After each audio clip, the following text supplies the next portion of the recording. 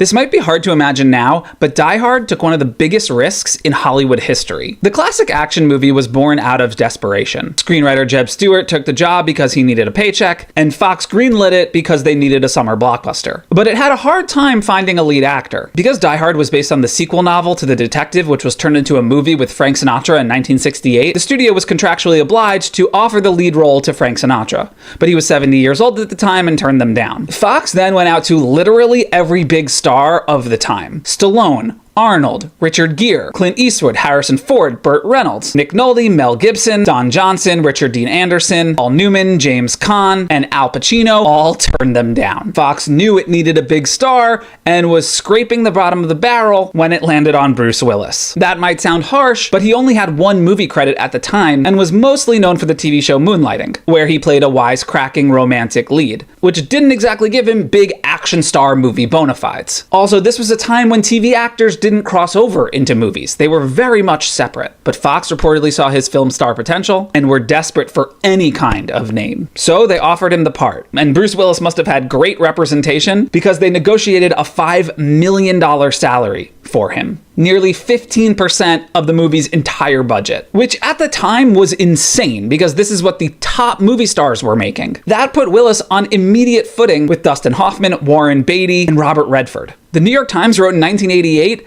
that this was an earthquake in Hollywood. The head of MGM said, "This throws the business out of whack." Execs across town reportedly wondered if this guy could get $5 million, what are we going to have to pay $3 million people like Tom Cruise and Michael J. Fox? But the studio was committed until its gamble started to go sour, as audiences laughed at the teaser trailer when it played in theaters. Maybe Fox had made a huge mistake hiring Willis and giving him all that money. And perhaps out of fear, they took Willis off of the poster and leaned into the spectacle instead, promising, Die Hard will blow you through the back of the theater. Thankfully, test screenings and sneak previews were strong, and in the end, the risk paid off.